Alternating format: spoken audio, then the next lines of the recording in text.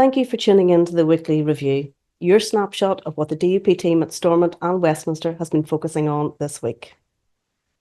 As part of our Tax to Death campaign, Southdown MLA Dan Forsyth brought forward a motion to the Assembly highlighting the impact of Labour's hike in employers' national insurance contributions on public services.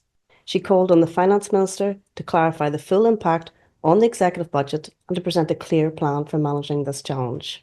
Our Education Minister Paul Givan announced that the Northern Ireland Childcare Subsidy Scheme will continue into the next financial year.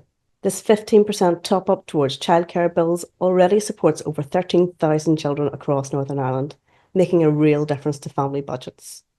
The DUP promised action on childcare, and we have delivered. And for more information, please contact your local DUP MLA or MP.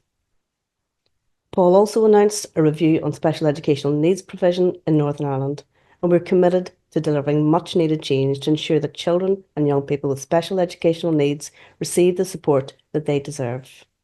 Justice spokesperson Joanne Bunting pressed the Justice Minister on how she plans to ensure that female-only prisons remain so. This follows a High Court decision before Christmas, in which a prisoner born male won the right to transfer to a female-only facility at Highbank Wood from Maghaberry. The welfare of women in custody must be protected, and the DUP will continue to advocate for the preservation of women-only spaces as a matter of principle and justice. In response to a question from Cheryl Brownlee, Communities Minister Gordon Lyons outlined plans to reform the Housing Executive's point-based system for applicants who have been intimidated. Our housing allocation system must reflect fairness, integrity and compassion, ensuring those in greatest need are prioritised, not those who manipulate the system. Over at Westminster, Party Leader Gavin Robinson urged the government to move quickly in closing the door on any prospect of Gerry Adams or others like him accessing legacy compensation. People are appalled that individuals with such backgrounds could claim compensation funded by taxpayers. The DUP will continue to stand with victims and their families, ensuring justice and common sense prevail.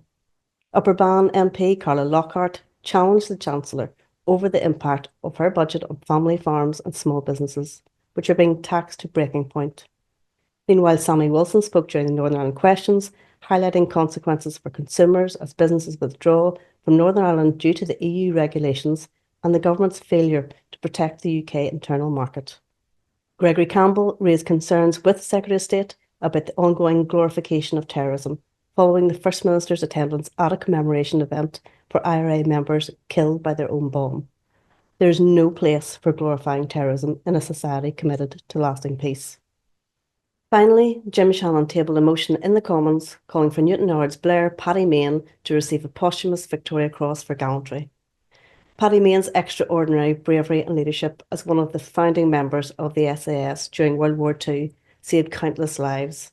His legacy deserves the highest recognition our nation can bestow. These are just some of the issues your DUP team has prioritised this week as we continue to deliver on our commitments to the people of Northern Ireland.